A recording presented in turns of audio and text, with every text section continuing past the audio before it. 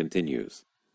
Now we want to introduce you to Richard Gage. He is the founder of a group called Architects and Engineers for 9/11 Truth. Mr. Gage, what is that group?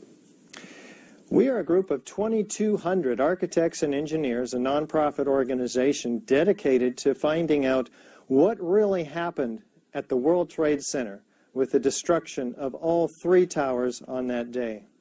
And what do you have doubts about? Well, the architects and engineers that I represent have found evidence that has not been told to the American people by the agencies tasked with explaining the destruction of these towers. Evidence of controlled demolition, particularly with the 3rd high-rise that collapsed on that day in the afternoon of 9/11, World Trade Center 7. We're looking forward to sharing with your viewers that evidence today. Well, let's look at a little bit of video that your group has put out, and you can explain it after we see it.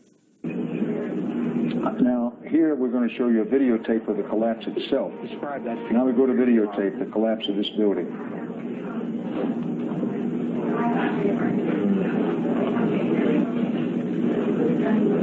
It's amazing.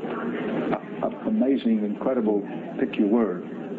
For the 3rd time today, it's reminiscent of those pictures we've all seen too much on television before, when a building was deliberately destroyed by well-placed dynamite to knock it down.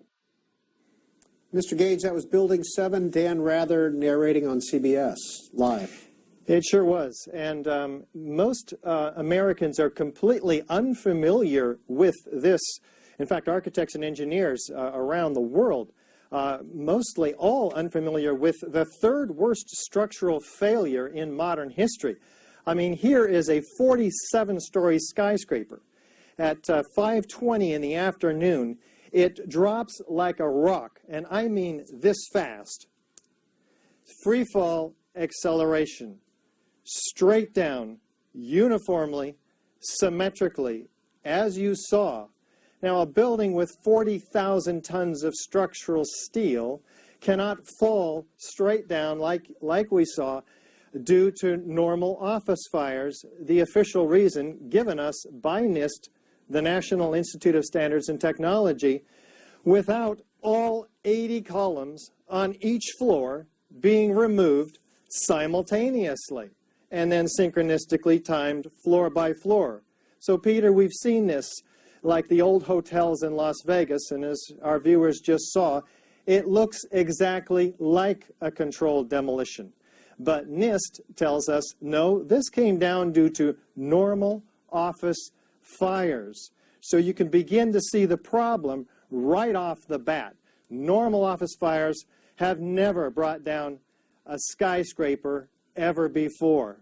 We have steel-framed, fireproofed skyscrapers for a very good reason, and they have protected our towers for a long, long time. So the 2,200 architects and engineers that I represent around the world in over 300 presentations now in 32 countries and 82 American cities, they present the evidence for the explosive demolition. And that evidence is seen not only in the videos of the buildings, but it's heard by the first responders who cite the explosions in this building's destruction, who cite the pools of molten iron flowing like lava, they say. And in fact, Leslie Robertson himself, the World Trade Center structural engineer, cites a river of steel flowing. Now, these are evidence of temperatures exceeding 2,800 degrees Fahrenheit. Office fires can't even get 1,000 degrees short of that. So we have a serious problem, very serious, in the accountability under the official story of those extremely high temperatures and evidence of molten iron, documented by FEMA itself in the first report, Appendix C, in the FEMA report, May of 2002, which documents hot sulfur corrosion. In fact, the author of that report, Jonathan Barnett, says the ends of the beams were partially evaporated. That takes 4,000 degree temperatures. The only thing that we're aware of that can create that is thermite. Thermite is an incendiary used by the military to cut through steel like a hot knife through butter. And there are patented cutter charges that do just that with thermite. So this is why we have to have a real investigation that looks at the evidence that NIST has ejected from the report after they came in 2004 and threw away the FEMA report. Now, Richard Gage, NIST is National Institute of Standards and Technology, is it? I believe? That's correct. Yes. You're talking about their report. Now, you question the falling of Building 7, the way it fell. Are you questioning how the Twin Towers fell as well? There are very serious questions about the Twin Towers. Once we look at World Trade Center 7, which most people don't know anything about, and see how obvious the free-fall symmetrical destruction is, and how that matches exactly a controlled demolition, and how the official story cannot possibly be true, we're ready then, maybe, to take a look at the other subject that you bring up, the Twin Towers, with a little bit more of an open mind, because most of us feel like we know how the Twin Towers came down because we have been given the official story. Most architects and engineers don't even question the story that NIST has provided. When they do, however, see the evidence in the Twin Towers, like Building 7, they do end up agreeing with us by a show of hands, overwhelmingly, and many of them sign our petition. Again, 2,200 architects and engineers now demanding a real investigation. So that evidence is certainly available in the videos. For instance, of the North Tower, we're told that this upper block of 10 stories, 15 stories above the point of jet plane impacts in the North Tower, that upper block drove the rest of the building down to the ground. We have a few problems with this story, however. Chiefly, that's not what the videos show whatsoever. That upper portion is destroying itself before there's any downward motion to drive the rest of the building down to the ground. In the first 4 seconds, it's completely destroyed, liquefied, if you will. The structure is completely shattered. There's nothing left to drive the rest of the building down. And yet what we see after 4 seconds is exactly what the first responders are describing, hundreds of them, in the oral histories taken and documented by Thomas von Essen, the fire commissioner. They say, pop, pop, pop, all the way around like a belt, all these explosions. They're describing explosions, they're hearing explosions, they're explosions throughout the building, yet none of these hundreds of eyewitness testimony of explosions are included in the official report. But what we see is, like they describe, a belt. All these explosions laterally driving 4-ton perimeter wall sections, structural steel sections, laterally 60 miles an hour in every direction, landing 600 feet away. Isolated, freely flying structural steel sections. This takes an incredible lateral force, up to enough force to eject or fire a 200-pound cannonball 3 miles. We also see explosions below that. Mr. Gage, I apologize for interrupting. I just want to let our viewers know we're going to take a lot of phone calls, and we're going to begin that in just a second. We invited Mr. Gage on this program because from time to time, regular viewers of the Journal know that we get phone calls asking about Building 7, regardless of what segment we're talking about. And so we thought we'd investigate this group and give them a chance to have their say. And I want to start with this tweet, Mr. Gage, and it kind of goes to the why. And this is Jim at Lake Gaston. Who gains from this building falling? Why would someone want to demolish it? I think criminal investigators who were trained at looking for suspects in such massive criminal controlled demolitions like these obviously were, have to be employed to look at the means, the motive, and the opportunity. Who benefited? Cui bono? These are the questions that enterprising journalists and criminal investigators should be asking, but in large measure are not for whatever reason, the architects and engineers for 9/11 truth are tasked with the what. And those questions you ask, why, have to also be answered by those who are trained to find suspects with motives and find a motive too. Let's take some calls, Mr. Gage. Max in Milford, Indiana. Please go ahead. Hello. Thank you, C-SPAN, for having Mr. Gage on to tell the inconvenient truth about 9/11, because our whole foreign policy and much of our domestic policies today are all based on 9/11. And there are so many questions to be asked and answered about 9/11, like, where is the airplane debris at Shanksville, Pennsylvania? Where are the 4 black boxes from the airplanes? Why did the Bush administration fight an investigation? Why did the 47-story World Trade Center Building 7 collapse? Why were military and political people told not to fly? Who scheduled the hijacking war games on 9/11? Where was NORAD? Who told them to stand down? These are just a few of the questions that need answering. Thank you. Well, I agree with the caller. These are some serious and very important questions that Americans, millions of them, are asking, but not getting enough airtime. And we appreciate C-SPAN's dedication to journalism and finally focusing on this subject, because after all, 2 wars were started as a result of 9/11. We've lost 6,000 soldiers, 1 million people in the Middle East have been killed in these wars in Iraq and Afghanistan. We've lost precious civil liberties through legislation, and our economy has been wrecked. If there's any question about what happened at the World Trade Center and the other questions the caller is asking about, then we've got to have a real investigation. Richard Gage, next call for you comes from Alice in Morganville, New Jersey. Hi, thank you.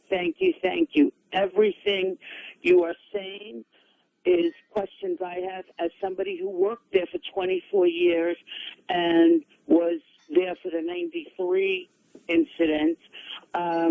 Nobody ever brings up Giuliani. We had Philippe Petit walked between the buildings, yet the mayor, the biggest mouth, never said after the first building was hit, clear out the second building. I don't care what size plane that they thought it was. Or with the president reading My Pet Goat. So please continue to investigate. I lost so many dear friends. I wasn't working any longer at the Trade Center. Thank you. Richard Gage. Thank you. I do appreciate the additional questions raised by the callers today. Of course, our focus is on the science of what happened. We want to know, how did 400 structural steel connections give way every second during the 7-second free-fall collapse of World Trade Center 7? Their computer animation that NIST made to prove how their theory developed, that is the buckling of column number 79 at the 12th floor where the worst fires were said to be. However, those fires were burned out over an hour before the building ever collapsed. So they could not have caused the thermal expansion that NIST cites as initiating this collapse. NIST also has a serious problem in fabricating evidence and not including key structural components in their computer model, which they will not release, citing that it would jeopardize public safety were they to release the computer models and the structural drawings for Building 7. In fact, the architects and engineers like us, who are responsible for public safety, have to have this information, of course, in order to ensure that public safety. Now, Richard Gage, National Institute of Standards and Technology, after their investigation of Building 7, put out a full report, and when you read it, it seems pretty frank and open. In fact, they ask themselves questions, or they ask the questions and then answer them, such as, is it possible that thermite or thermate created to the collapse of World Trade Center 7? Their answer in here is to apply thermite to a large steel column. Approximately 1.13 pounds of thermite would be needed to heat and melt each pound of steel. For a steel column that weighs approximately 1,000 pounds per foot, at least 100 pounds of thermite would need to be placed around the column, ignited, and remain in contact with the vertical steel surface as the thermite reaction took place. This is for one column. Presumably, more than one column would have been prepared with thermite if this approach were to be used. It is unlikely that 100 pounds of thermite or more could have been carried into World Trade Center 7 and placed around columns without being detected either prior to 9/11 or during that day. Well, the question, one of them, would be who would be detecting this? Of course, we want an investigation of the security company under whose noses would have to have been brought several tons of thermite, as a matter of fact. Now, the question, the answer is quite cute, actually, because they completely ignore the patented thermite cutter charges, which issue thermite through a channeled device, issuing in milliseconds, molten iron cutting through structural steel. This is very well documented, and you don't just pour thermite against a column. It has to be contained and directed in cutter charges. So we'd be looking for that evidence. In fact, what we see, what FEMA documents, is molten iron. In fact, molten concrete as well, which takes 3,000 degrees of temperature. Where does that come from? It can only come from thermite, an incendiary used by the military, again, to cut through steel like a hot knife through butter. So the evidence is there for thermite, and patented cutter charges are, in fact, made with consolidated thermite. All that would be left is molten iron. And indeed, that's what's found in the basements of the Twin Towers and the debris pile under World Trade Center 7, and it was not included in the official report by NIST, comprising 1,000 pages of obfuscation and actually lies. Next call for Richard Gage. Eric, Antioch, California. Hi, I'd just like to say that I really enjoy C-SPAN, and there's been a lot of callers a lot of times that I've heard calling about this issue, and I'd like to thank C-SPAN for allowing this to come up, and congratulations to all the people's calls finally bringing it forward. And that's all I have to say. We'll move on to Cologne, Germany. This is Sinan calling in from Cologne. Yeah, hello. Thank you for taking my call, Mr. Gage. As we all know, there were many eyewitnesses, I call them crime scene witnesses, on that morning of 9/11. And indeed, it was one of the biggest crime scenes in history. I know you're not just only in contact with architects and engineers, but also with lawyers. What I want to know, once it comes for a new independent investigation, if it's just for Building 7 or all three buildings, would it be possible to consider such testimonies of, let me say, key eyewitnesses like Barry Jennings? As we all know, he survived explosions in Building 7 even before any tower even did collapse. I mean, isn't it just a regular procedure to hear crime scene witnesses? Yeah, there are several witnesses, in fact, hearing explosions. Barry Jennings is certainly one of them.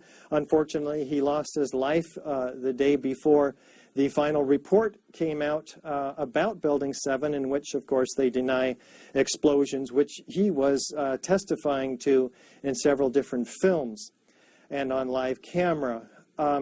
We also have Kevin McPadden, a former Air Force medic who was a first responder, who actually heard a countdown, 3, 2, 1, and then felt explosions under his feet. He said it was like you needed to grab onto something. He knows an explosion when he hears it. other firefighters or policemen hearing explosions. In fact, we have policemen moving people away from Building 7 saying the building's about to blow up, flame and debris coming down. Now, how do they know the building is about to blow up? Fires, which there were a few small scattered fires in this building, which again have never brought down a skyscraper, steel frame ever. They're saying it's going to come down. They're expecting it to come down. In this case, they're expecting it to blow up. In the case of the Twin Towers, CNN and the BBC actually announced, in the case of the Building 7, CNN announced the destruction of that building in the morning, several hours before it came down. And in the case of the BBC, they announced it 20 minutes before it actually happened. They later apologized for this grievous error, citing the confusing events of the day.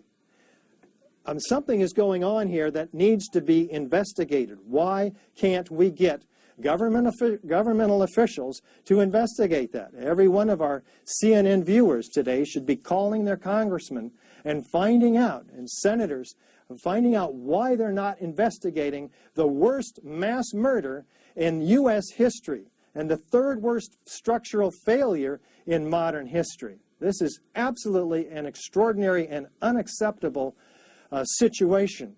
And that's why we have 2,200 architects and engineers all about this, all over the country. Richard Gage, what do you do for a living, and when did you come to believe what you believe?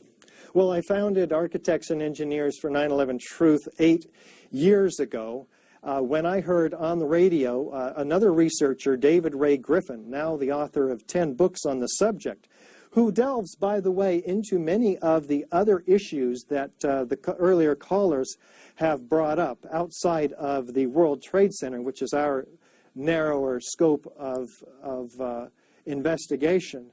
So I had to dedicate myself to this all-important task because I found that most Americans are unaware of the evidence. It's on the internet, it's available, it makes sense, it's comprised from the video testimony, the video documentation, the eyewitness testimony, and it's not something that's made up. We are talking about evidence that's capable of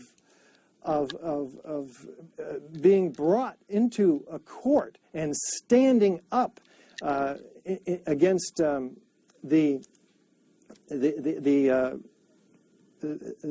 process, the legal process. So let's, like the other caller said, let's get it going. Let's get some effort, as we are, in fact, pursuing various legal efforts, including against NIST themselves for fraudulent building reports. And back to the National Institute of Standards and Technology report. This is the question. An emergency responder caught in World Trade Center 7 between the 6th and 8th floors said he heard 2 loud booms. Isn't that evidence that there was an explosion? NIST's answer: the sound levels reported by all witnesses do not match the sound level of an explosion that would have been required to cause the collapse of the building. Yeah, they actually say it would be a loud boom. You'd hear it for miles. But what they're referring to is high-energy explosives, which are normally used to bring down high-rises, like the old hotels in Las Vegas, which we've all seen, which Building 7 looks exactly like. But if they used thermite, an incendiary, which operates by heat instead of gas expansion and force and loud bangs and bright flashes, thermite instead would be much quieter, but there would still be some explosions heard, which in fact were heard. Laura tweets in, what do the 9/11 truthers think happened in Pennsylvania and at the Pentagon? Were they terrorist attacks? Well, the researchers such as David Ray Griffin, who have looked into these matters, have found serious questions that also require a real investigation. And we're talking about a real investigation which offers immunity to bring forth witnesses, a subpoena power to force them to come forth, that looks at all the evidence with an open mind and with a scientific method. When we get such an investigation that we can actually trust, unlike the 9/11 Commission, by the way, which at least two of those members said that they were set up to fail by the Bush administration. One of them, Max Cleland, resigned, citing this as a national scandal.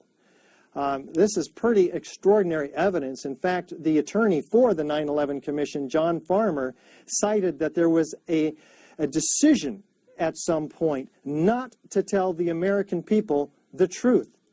The American people deserve the truth, Peter.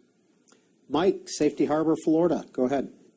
Yes, good morning, C-SPAN. First of all, Mr. Gage, I just want to give you the utmost compliment. You're a true American hero, and my hats are off to you. The very first caller was right when he listed the lengthy list of anomalies. The science for the destruction of the Twin Towers through explosives such as nanothermite is there. It's overwhelming. I personally have spent hundreds of hours of my personal time going over various information through Shanksville, the Pentagon, as well as the Twin Towers. Mike Rupert did an excellent presentation that you can pull up on YouTube where he actually goes through who would actually have benefited from the Twin Towers being brought down. He discusses topics of insider trading that went on that day through the various airlines. He talks about defense contracting. There's a lot of things that he touches on that have a lot of credibility. The one thing we need to stay away from is partisanship, because until we can prove who actually is involved, we should try to avoid dropping large names because it's counterproductive. Although I do believe the way you do, there's a lot of questions that the Bush administration needs to answer. My last question for you is, I was curious, have you personally or your family or anyone with the organization, have you had any threats, harm to your life or anything of that nature? And I'll take your answer off the air. Thank you very much for C-SPAN. I'm delighted to say that I have not had any problems with threats, and I'm eternally grateful for that. I don't need that in my life. I'm just a normal, everyday architect and person who is very concerned about our country. As an American, I am deeply disturbed about the state of affairs when a deception on the scale of these three criminal-controlled demolitions can occur, and most Americans, certainly not all, fortunately, have been deceived.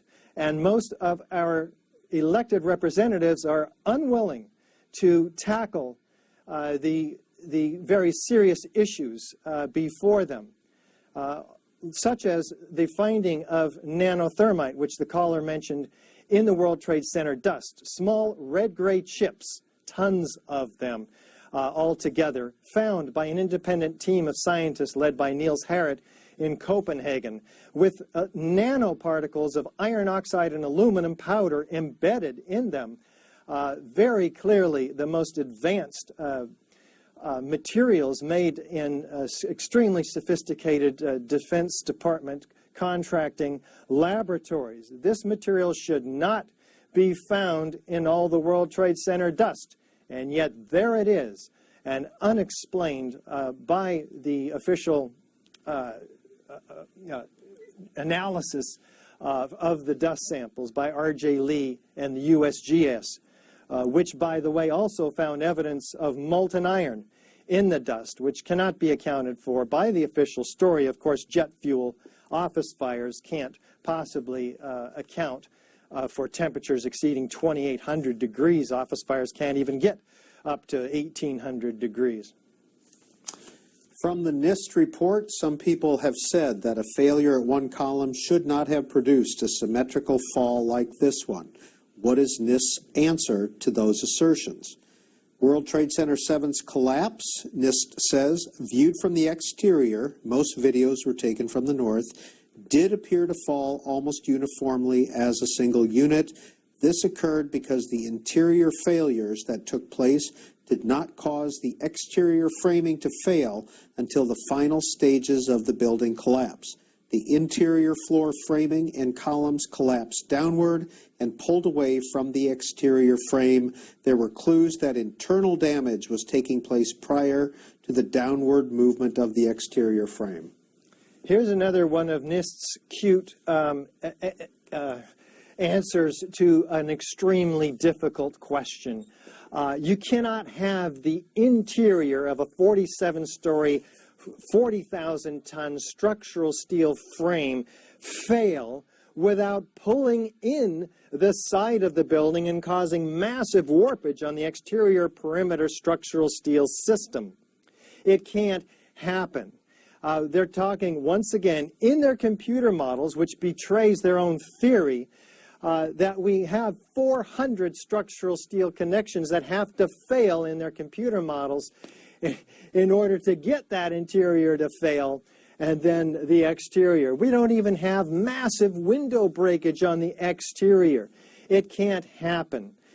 In fact, what does happen is the penthouse drops, the main penthouse, a half a second prior to the overall. So just half a second prior, the penthouse drops, then the overall building drops again. How fast? Free fall acceleration. That fast, 7 seconds. Total structural shattering of the entire structural steel system, beam from column almost. So this can't happen unless all of those are compromised. See, when you have a pile driver that's driving the rest of the building down, it's doing work. In this case, it's falling at free fall, meaning all of its energy is transferred to kinetic energy or motion. There's no energy left to do any work, such as driving the rest of the building down to the ground. That work has to have come from another force. Again, that force is most likely thermite incendiaries, for which we have the evidence in the rubble pile. John, Jonesboro, Georgia, go ahead with your question or comment for Richard Gage. Yes, Mr. Gage, I have a couple of questions. Where did you get your degree in architect? Also, what engineering degrees do you hold? And I would like to personally know when your book is out. I've been a steel worker for 50 years, and I can assure you that all this centrifugal force and the downfall and this and that, hey, if you put enough weight on a building, it's like, you got a paper building. You drop a 5-pound weight on it and see if it'll crush it. So yeah, well, I appreciate that. I went to you. Just a second, Mr. Gage. For the book. Thank you. Oh, thank you. Go ahead. I appreciate that. I went to the University of Southern California in 1986. I had my degree and licensed in 1988. A member of the American Institute of Architects, and we have more than 70, I think 80 now, structural engineers signed on. In fact, there are some high-rise structural engineers. There's several, at least a dozen, high-rise architects, experienced architects in these buildings that have attested to the fact that you cannot have a 40,000-ton structural steel system and not a paper building fall at free fall. I mean, we're talking about 80 columns. In order to have this building fall symmetrically, all 80 columns have to be severed virtually at once. You tell me as a steel worker how that happens, and I'll tip my hat to you. Daniel, Atlanta, good morning. Good morning. This is Daniel Bland. I joined the Army 3 months after 9/11, a decision that nearly cost me my life when a rocket-propelled grenade impacted 15 meters behind me. So first off, I just want to say Mr. Gage and the 2,200 other architects and engineers that have signed this petition are heroes in my book. I'd also like to give a props to C-SPAN for bringing light to this important information. And I'd like to end with a question for Peter. Peter, it's apparent that you've been given these talking points from NIST, and you stated earlier you thought that their response was transparent. which to me seemed kind of a dance around the point Mr. Gage made about NIST refusing to release the input data used in their computer models. I would love to hear your comment and how you think that's transparent and how it serves the interest of truth and finding out what really happened so that we can end these wars that are killing innocent people around the world to this day. Thank you. Thank you, Daniel. Mr. Gage, 2,200 architects and engineers signed on. How many architects and engineers are there registered with AIA and these other groups? How many are in the U.S.? What we've found is that most of them, and I think there's about 80,000 in the American Institute of Architects, most every one of them, first of all, are unfamiliar with the evidence, particularly World Trade Center Building 7.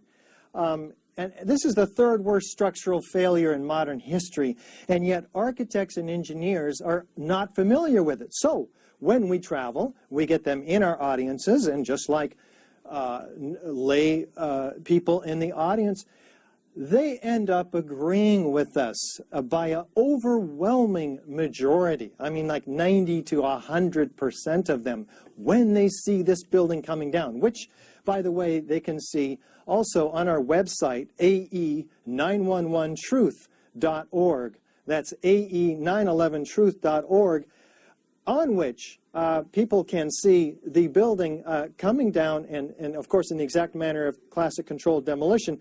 So the problem is, architects are expressing opinions, a lot of them, and engineers, before they see the evidence. Those opinions are uninformed. You have to see the evidence to have an informed opinion. When they do, they end up agreeing with us. I think that's extremely important. It's also telling, why are they not informed? Why hasn't other